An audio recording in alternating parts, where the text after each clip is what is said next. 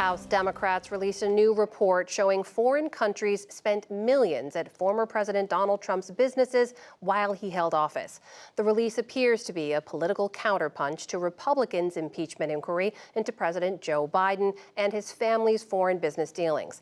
Lisa Desjardins joins us now to unpack it all. Lisa, good to see you. Hi. So let's start with this report. Break it down for us. What does this report allege? Okay, let's keep this simple. At the center of this report is the Emoluments Clause. Remember that? Article 1 of the Constitution prohibits any U.S. office holder from accepting emoluments from a foreign power, emoluments meaning some form of compensation. The argument from House Democrats here is that by not divesting himself, when he became president, President Trump was accepting emoluments by still getting profit from the Trump Organization, which was run through a trust, but he still earned the profits. So let's talk about what the report says specifically. What's new? The numbers here.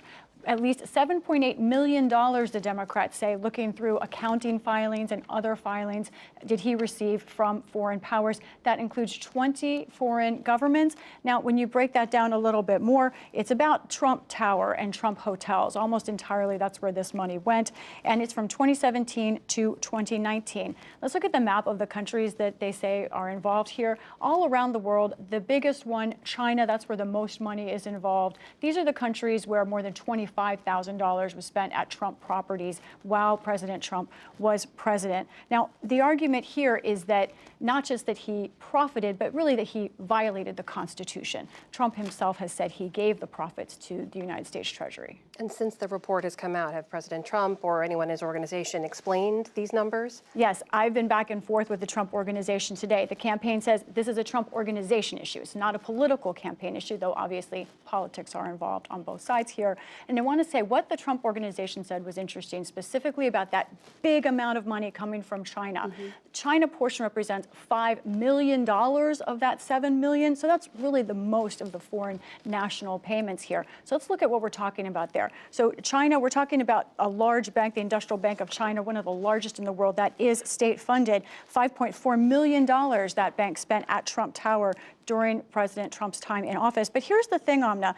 The Trump Organization, and verified by the committee later, said that was part of a 20-year lease that that Chinese bank entered into in 2008, before Trump had even entered the race for president. So be careful here. The Democrats are not establishing a quid pro quo. There's no direct evidence of that. What they're saying is it violates the Emoluments Clause, that there was money being given to the Trump Organization that he profited from that he shouldn't have.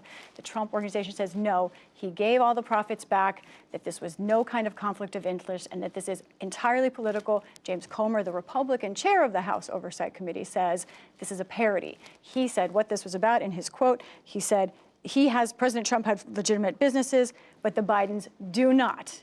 So no surprise, it's really about this back and forth dual investigations of the Trump and Biden families. As you've repeatedly said here, this is about the Emoluments Clause. What the Democrats are alleging here is a constitutional violation.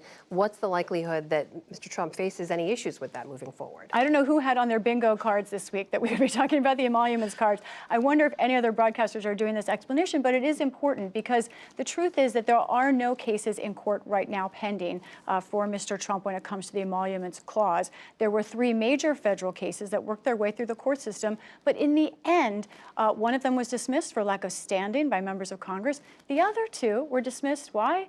Because President Trump was about to leave office, and the Supreme Court said it no longer had bearing. So the short answer here is there is no possibility, really, of any emoluments problems for former President Trump unless he's reelected. And if he is reelected, I do think this is an issue we will see again.